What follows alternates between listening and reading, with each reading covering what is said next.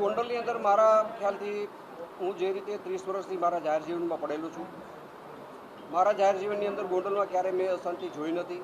હાલની જો વર્તમાન સમયની વાત કરવામાં આવે તો ગોંડલની અંદર જે શાંતિ છે, જે શાંતિનો માહોલ છે, 18 આલમનો એક અવાજ છે, એ રીતે ગોંડલમાં મને ગુંડાગીરી જેવું કંઈ દેખાતું નથી. પણ મીડિયાના માધ્યમથી જે રીતે ગોંડલ ગામને બદનામ કરવામાં આવ્યું, ગોંડલ છે મિર્ઝાપુર છે, ગોંડલની અંદર ગુંડાગીરી છે, ગોંડલની અંદર પાટીદારોની જમીન પડાવી લેવામાં આવે છે. એક પણ પાટીદારની જમીન જો મેં કે મારા પરિવારે પડાવી લીધી હોય, મેં કે મારા પરિવારે, તો આ તમારી સામે બેસીને ઊભો થાવ ત્યારે મારું જાહેર જીવન છોડી દેવાની મારી તૈયારી છે. જેવી રીતે ખોટા આક્ષેપ કર્યા એનાથી જનતાની અંદર આક્રોશ વધ્યો છે. ખોટી જ વાત, ગોંડલને બદનામ કરવાની વાત, ગોંડલ મિર્ઝાપુર છે, ગોંડલની અંદર કોઈ દીકરી દેતું નથી, આ હદ સુધીના નિવેદન મીડિયાના માધ્યમથી આ બધા મિત્રોને પહેલાં બેને જીગીસા બેને આપેલા છે કે ગોંડલની અંદર કોઈ દીકરી દેતું નથી. આ બધું ષડયંત્ર હું એમ માનું છું કોંગ્રેસ પ્રેરિત હતું.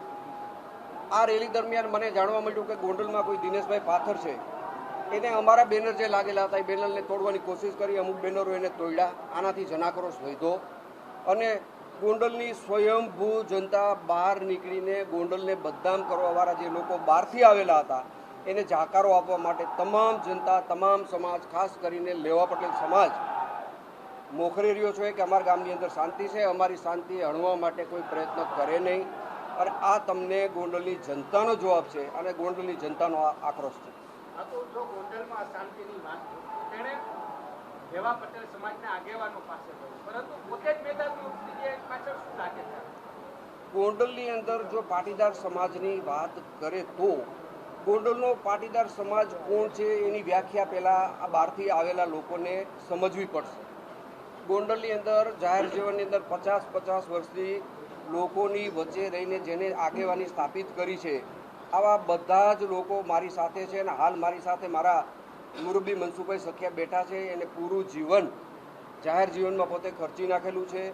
આ બધા ગોંડલની મૂડી છે, ગોંડલના કહેવાતા આગેવાનો છે. દાખલા તરીકે પરસોત્તમભાઈ વઘાસિયા, જેને પૂરી જિંદગી લોકસેવામાં અને જાહેર જીવનમાં પાસ કરી છે. એવી રીતે મગનભાઈ ગોણિયા, જે મારા પિતાશ્રીની ઉંમરના છે, એ બધા ગોંડલના કરતા હરતા ગોંડલ પાટીદાર સમાજના કહેવાતા આગેવાનો છે. આ બહારથી બની બેઠેલા કોઈ આગેવાનો ગોંડલ પાટીદાર સમાજના આગેવાનો નથી.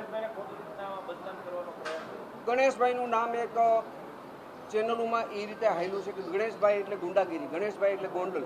ભાઈ, ગણેશભાઈ ગોંડલ નામ સ્થાપિત મેં નથી કર્યું. એ ગોંડલની જનતા એને વાલથી ગણેશ ગોંડલ કહે છે અને ગોંડલ ગણેશ છે એ પોતાનો દીકરો ગોંડલની જનતા માને છે. આમાં મારે કંઈ કહેવાનું રહેતું નથી.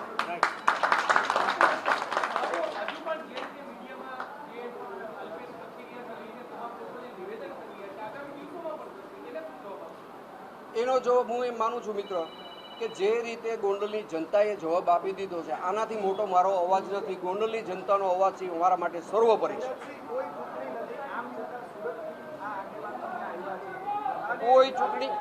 કોઈ ચૂંટણી નથી. એ પહેલાં એ લોકો અહીંનું પડ બાંધવા માટે આવ્યા છે. ક્યાંય પાટીદાર સમાજ મોટી સંખ્યામાં છે, પાટીદારોને ઉશ્કેરવાથી અમને ફાયદો થશે, અમારું રાજકારણ અહીંથી બનશે. પણ આ પાટીદાર આંદોલન વખતે જે નાપાસ થયેલા છે, પાસ તરીકે નાપાસ જે થયેલા છે, એ લોકો ગોંડલનું વાતાવરણ બગાડી રહ્યા છે.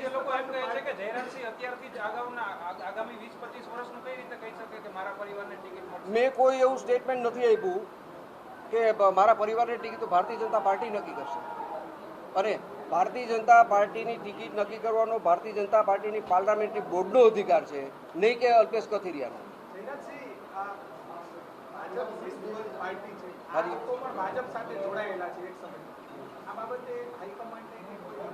હું જરૂર હાઈકમાન્ડને ફરિયાદ કરીશ કે ગોંડલની અંદર ભાજપનો ખેસ પહેરેલો છે, ભાજપની અંદર જોડાયેલા છે અને ગોંડલની અંદર પાર્ટીનું વાતાવરણ બગાડે છે. હું ફરિયાદ પાર્ટીની અંદર કરવાનો છું.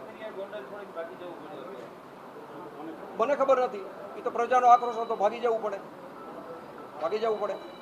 પ્રજાથી મોટું લોકશાહીની અંદર કોઈ છે નહીં. હું બધાને મારી એક વિનંતી છે કે તમે ગોંડલને જે રીતે ટાર્ગેટ બનાવ્યો છે, પછી બેન શ્રી જીગીસાબેન હોય, અલ્પેશ હોય, એની આરે જોડાયેલા એની ટીમના તમામ સભ્યો, તમે કોઈ અણવર બનવાની કોશિશ ન કરો. તમે આજે નહીં તો કાલે ગોંડલની અંદર ચૂંટણી આવવાની છે, એમાં તમે વરરાજા બનીને આવી જાઓ અને ગોંડલની જનતા તમને જવાબ દેશે. વિશેષ મારે એવું કહેવું છે કે વિધાનસભાની ચૂંટણીને હજી સીતાવીની સાલ બાકી છે, હજી ઘણો સમય બાકી છે. પણ આવતા દિવસોની વાત કરું તો નગરપાલિકાની ચૂંટણી 10 મહિનાની અંદર આવવાની છે, તાલુકા પંચાયતની ચૂંટણી 10 મહિનામાં આવવાની છે, જિલ્લા પંચાયતની ચૂંટણી 10 મહિનામાં આવવાની છે, માર્કેટ યાર્ડની ચૂંટણી 10 મહિનાની અંદર આવવાની છે. 4 મોટી સંસ્થા ગોંડલની જે છે એની ચૂંટણી આવવાની છે. આમાં તમે મેદાને ઉતરો. મારી તમને વિનંતી છે, તમે અણવર નહીં બનો, તમે વરરાજા બનીને આવો, ગોંડલની જનતા તમને જવાબ આપશે.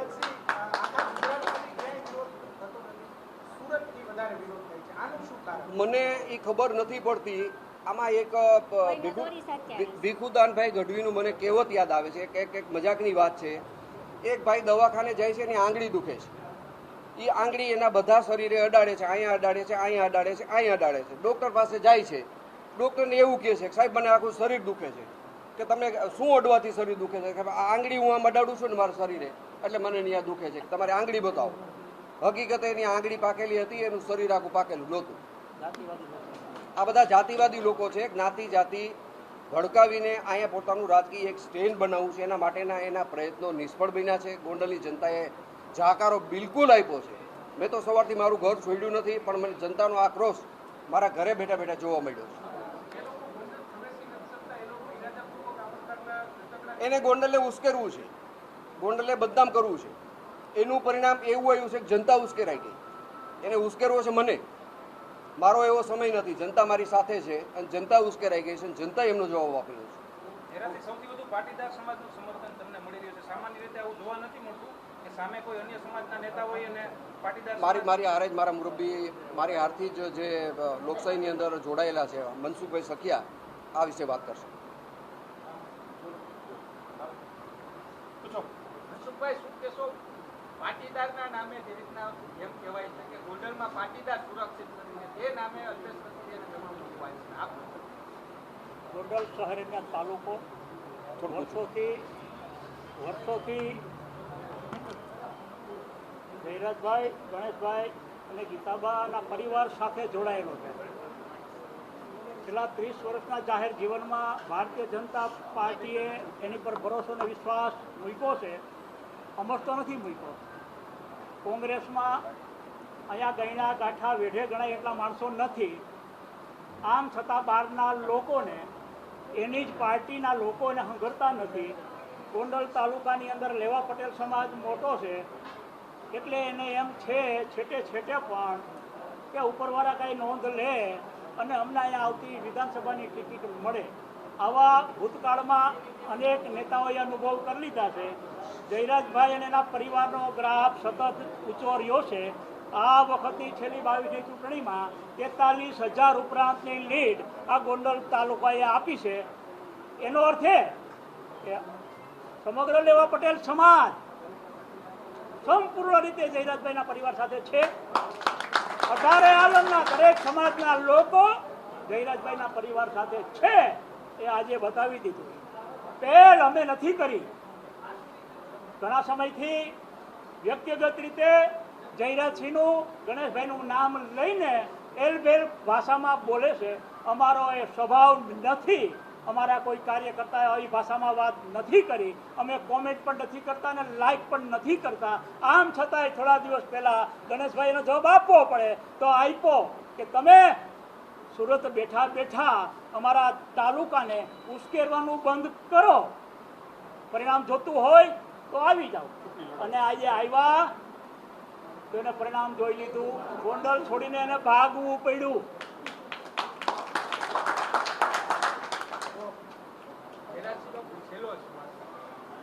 ગોંડલની જનતા સ્વયંભૂ મૂકી પડી પહેલા. હવે તેના માટે ખાસ આગામી સમયમાં જો હવે પછી અલ્પેશ કથિરિયાના નિવેદનો હવે આવવાના છે, તેને લઈને શું છે?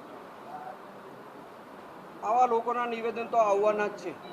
હું એમ માનું છું કે આવા લોકોના નિવેદન આવવાથી ગોંડલની જનતાની અંદર જે પડેલો રોષ છે ને એ દિવસે દિવસે બહાર આવશે. અને જ્યારે મતપેટીની અંદર મત દેવાની વાત આવશે ત્યારે ભારતીય જનતા પાર્ટીની મતપેટી છલકાઈ જવાની છે. આવા બકવાસ